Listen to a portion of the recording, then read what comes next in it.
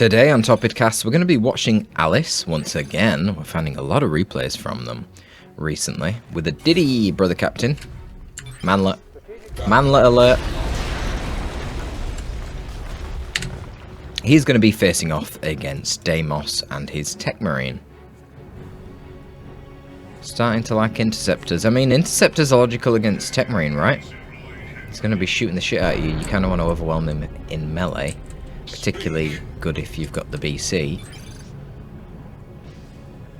That's a strategic point for us, sir. Yeah, let's see. I mean, I guess not quite as effective at wiping things on retreat when you're fighting Space Marines. Probably pretty good against other squishier factions. I am under assault.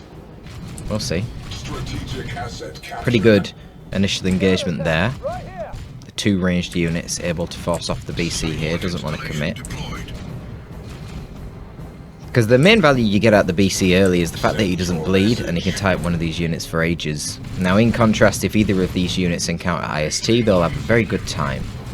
The scouts can do okay if they're already in green cover when the IST run down and meet them, but if they both meet in the open, then the scouts will lose, which is good, because scouts are both cheaper, and they move around the map faster as well, so I am harried by enemy fire. they will win on map control compared to IST, and that's why Alice isn't trying to compete in that game. He's only going for one IST versus the two scouts of Deimos. And there you go, we get the big engagement.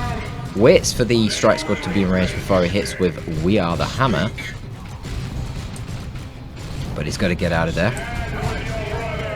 Cracking rounds, adding a bit of DPS there onto the strikes. And got to be careful with the Tech Marine. Does get them out. Nice use of the line of sight blocker there though. But good micro from Deimos in response, doesn't move too close, but now he's engaging with the cover as he advances, which is nice. Going to be able to force off the scouts quite easily with the strike squad. Stormbolter's pretty effective there. Can he get another model? Can indeed. 2 models down, not bad. Yeah, doesn't want to risk losing another model though. Now over here. Where are the IST? Oh, they're down there. Okay. Just operatives coming out over this way. They can handle these scouts one-on-one. Will be different if the scouts had their Sarge and their shotguns though, which we'll probably see at some point in response to these operatives. You're gonna have to get a Sarge. Well, you don't have to, I suppose, especially if you don't go devs. Oh, Deimos did go devs. Okay, fair enough. He's gonna need to get the scout Sarge then for detection.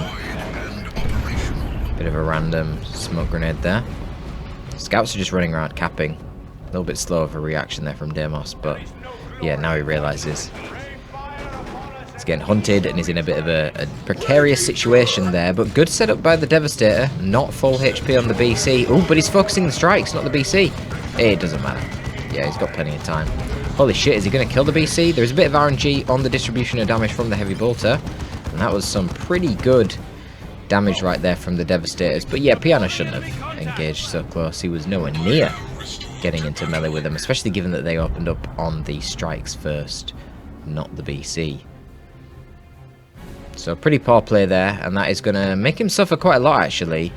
The replacing of the BC there means he can't drop down the 2 generators that he would have liked to have dropped. So he's only running 1 gen, Deimos has got 3 gens, and Deimos has an extra squad. So overall, pretty good start for Deimos.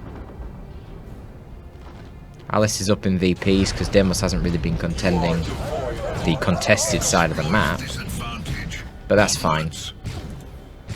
Just means an economic lead for Deimos. It is a bit of a dodgy map though with the VPs. You don't want to let them get too far ahead. It's very easy to defend this top area. No vengeance rounds, but pretty good damage again. Might have been a bit of path blocking there from the attacks, not sure, but BC gets forced off. Strike squad upgraded here with Tones of Titan, a bit more HP and some HP regen. They've got the advantage of the green cover here, which is helping them quite a lot, especially now that the Kraken rounds on the tack have worn off. But yeah, most of the force has been pushed off here. Alice holding the high ground. It is a good opportunity for Deimos to rotate over and attack the gen farm, which only has 2 gens as well. Now, we will note that Alice has built this contested node here, and he might honestly need to drop down another gen on this side. BC's coming out on his own, not realising, of course, that there are Devastators in the back here. I'm just going to have to leave. Didn't even have full HP coming out of the base there. An attempted retreat grenade. Man, that probably would have killed if that hit. Jeez, that would have probably been the game. So Alice realises he's completely out of position here, so he's just simply going to go for a counter bash. He's actually going tier 2 already, which is not great for him, going tier 2 with very little power income. He is definitely going to have to drop a gen on the contested here. And let's see how much he can actually claim in terms of a counter bash. So there's a smoke. Shuts the Tech Marine up for a little bit. But he's lost his entire farm as Alice. Yeah. Tech Marine's a bit of a pain. You can just take the garrison over here. Now you've got scouts rotating in. 2 upgraded scouts here, so we've got potential retreat grenades. IST encountered all these Marines, they've got to get out of there. Oh god. Strike's getting hit by the grenade over this side. And what happened to the operatives? Okay, they did manage to sneak away from the Tech Marine. They're going to rotate to the hillside. So what, did he get a gen? Yeah, he got a gen. And he has had to replace the gens on this side. He didn't have his farm decapped, but he did have the power node destroyed. I've got to say, BC has been controlled absolutely beautifully here. He's done absolutely fuck all in the entire game so far, it seems.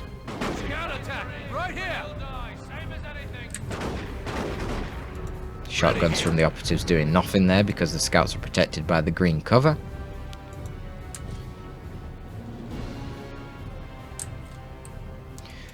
Scouts are so good in this matchup because you're seeing that when they've got these 2 upgrades, they're able to solo IST and operatives easily, which is partially why I wouldn't go operatives. Find them a bit of an odd choice in the matchup. You're losing a lot of map control due to it, because not only are these soloing your IST or the operatives, and there's 2 of them, but like I said earlier, they're faster as well. And as they get into the back lines, they can start retreat grenading you, which is pretty brutal. Deimos right now going for the decap, not the actual destroy on these gens. Quite confident of his situation, but he has got a Rhino to contend with. And Alice has managed to scrimp up enough power from this contested power farm to get the Rhino into a Razorback. But that's going to be pretty much the end of his power for a while. 20 power here, and it did get decapped. Deimos probably regretting the fact that he didn't destroy these generators, because now he is a little bit doomed.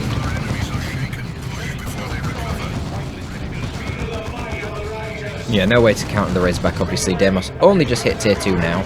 Let's see what his response is going to be. You have to get the Melter, I would assume, on the Tech Marine. It feels very free. Not only is it an AV weapon, but it's also good against everything, including the Heavy Infantry Strike Squad. So that seems kind of no-brainer. We'll see what else he gets. He does have a Dev if he wants a las cannon, and he's got a las cannon. So las cannon plus the Melter gun should be sufficient to deal with it, and then you avoid having to purchase the missile tax, which, you know, 33% reduction in your anti-infantry DPS and a massive sunk cost in power. It's not ideal to get the missile launcher. But he's not actually. He's going for Signum Armor and a Librarian as his priority. I wonder if he'll get Melter afterwards. I probably would. Even with Veil of Time, it's still tough to take down a Razorback with a las cannon, but we'll see.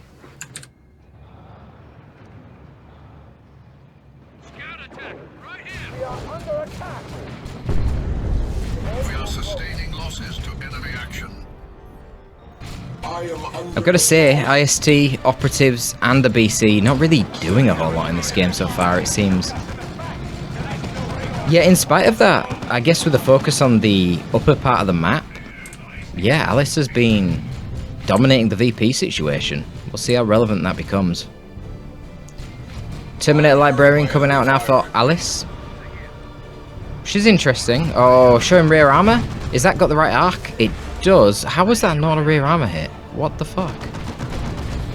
Gonna drop down the smoke. Should negate the damage. Yeah, negated most of it. That was a rear armor hit. But there goes the smoke shell from the operatives. Veil of Time still active though. Operative's gonna run into melee.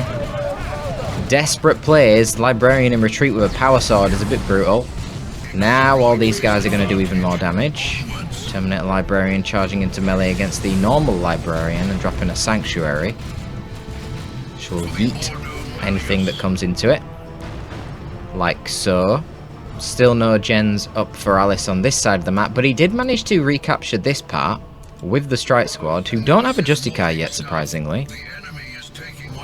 Such a powerful buff to the squad to get that Justicar. All the extra HP that the other models get. Very, very powerful. So I'm surprised not to see it, but it wouldn't help in these situations. And indeed, there we go, we see the Melter Gun as well on the Tech Marine. Why not? It's just going to control that Razorback. Especially when you use line of sight blockers, which are quite common on this map. You know, if you stand here, the Razorback can't come up either of these angles, which is lovely. Because then you can zone this whole area with your las cannon. Or you could have your las cannon down here and protect that side. So you're really just zoning out where the Razorback can exert its pressure. Initial shot there from the Devastators, wasted on the Librarian, and a powerful smite from the Librarian as well. Razorback gonna do too much damage right now, only the Stormbolt are firing in. He's got the warding staff on the Brother Captain right now, and he's warding the Librarian, which feels slightly redundant, because the big buff about ward is the fact that it grants knockback immunity, but the Terminator Librarian already has knockback immunity because he's in Terminator armor, but it still gives him more damage resistance. ISC now picking up some plasma guns and the Sarge. And the Sarge. So they're going to be pretty good at trading. You can see they forced off the Tech Marine eventually there. I don't know how much HP he had initially though. Mustn't have had a lot. Probably getting shot while he was capping that. Yeah, Deimos probably really regretting not destroying these gens. I think he would have been in a much better situation if he did. It's allowed Alice to get quite a lot of resources. Once again, Alice retakes this contested power farm. Deimos going for a Dreadnought, wow. Okay. Yeah, I mean, this is one of the big disadvantages of going Terminator Librarian. Very nice utility for anti-infantry, but not really any help against vehicles. So we'll see.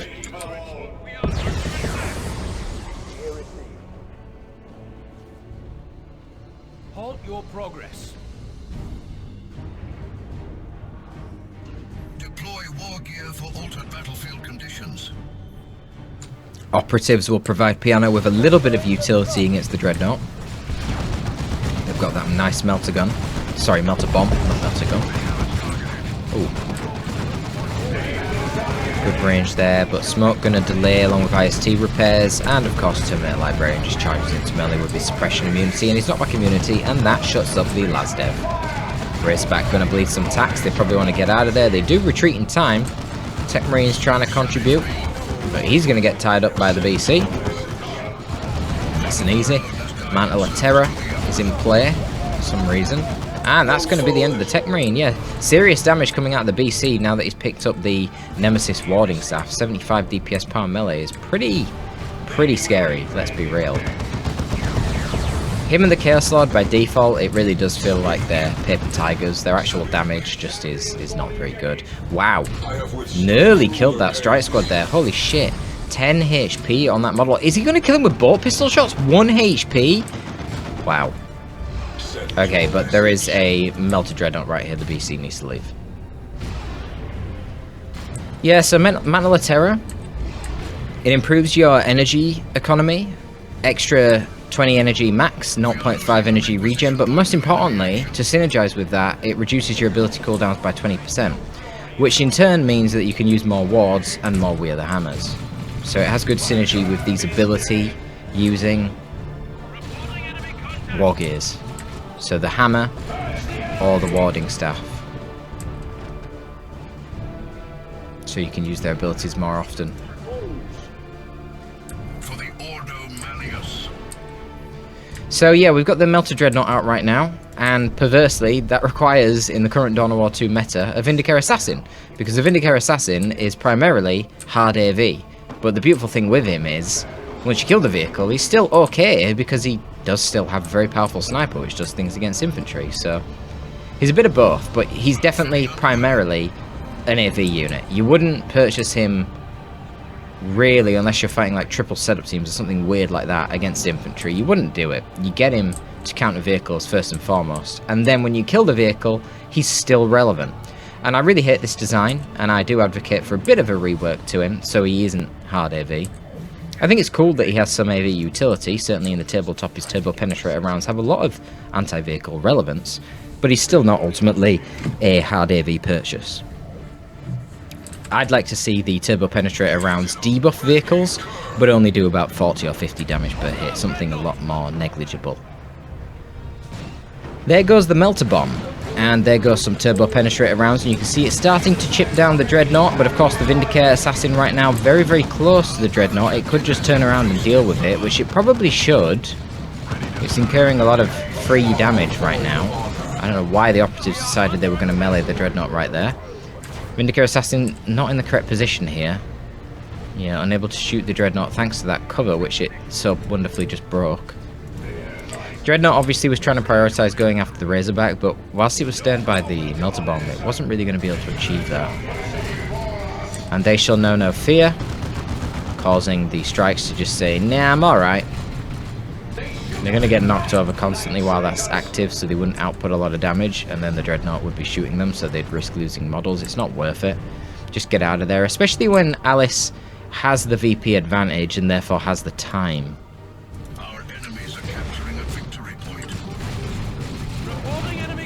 Needs to get out of turbo penetrator rounds if he's not shooting the Dreadnought.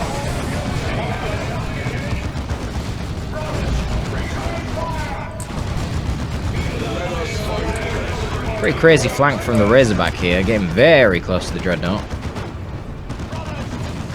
BC obviously prioritising getting rid of the last devs, which is smart. Good special attack there, but he's going to have to leave. Ooh, should be alright. 300 HP, yeah. It's fine. Vindy's chipping it down. I mean, look how effective this is, just as a single piece of AV. It's really, really dealing with this Dreadnought. Which seems wrong. Now, obviously, if the AV was a lot weaker, like I'm suggesting, he would need buffs in the anti-infantry department. His sniper rifle, whilst fine, is not enough to warrant the purchase in Tier 2 at the moment. So I'm thinking he should get like an ability to toggle to a pistol as well. And the pistol would obviously have much shorter range than the sniper rifle, but it would do like splash damage with an ability. Oh my god. That was very sloppy micro there from Alice. Holy shit. Really late on his retreat there. And punished dearly for it. Dreadnought right now, unfortunately, focus firing anything but the Rhino. Yeah, well, it zones it, if nothing else. A little bit late with the Devastators. Another BC bomb rush into the Devs, force them back.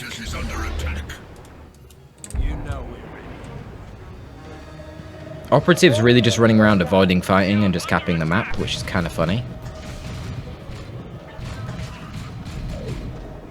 The enemies of man are capturing one of our strategic points. I mean, Piano's doing a decent job splitting up around the map and putting pressure in whatever he can. Devastator has found us. Space Marine Librarian will be pretty good in this fight. With his Force Rod, he does actually do better DPS than the Terminator Librarian. But yeah, Sanctuary does help. But you don't knock over the Melter Dreadnought. Oh, he sets it up nicely here. Last Dev's in the back. Melter Dreadnought in melee. That is the end of the Razorback. I am shocked that that last Dev was in position. Here comes the Grey Knight Dreadnought, but the last Devs are still here. And they should get line of sight. Oh, he just retreats. Huh. Why did he retreat? Was that a misclick?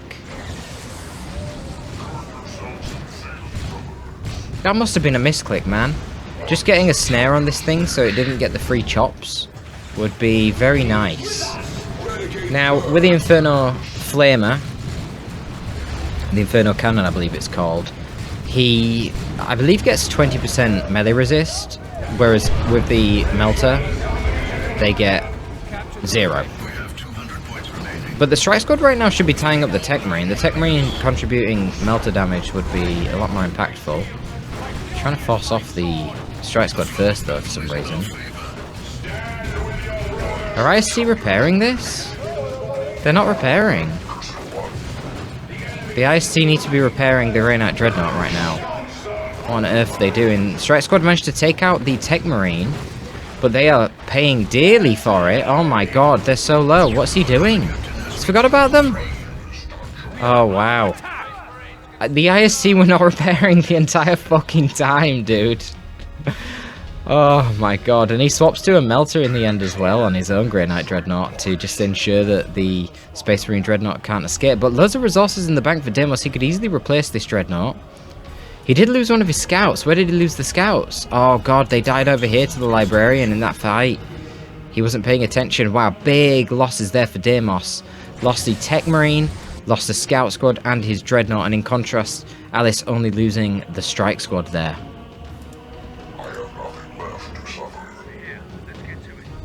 So, predictably, yeah, Deimos is going to just replace the Dreadnought. He's got the resources in the bank, and it's going to take a very long time for Alice to fully repair this Grey Knight Dreadnought with only one repair support available to him at the moment. Nice nade. Yeah, good shit. Triple operatives killed. BC denied the cap there beautifully.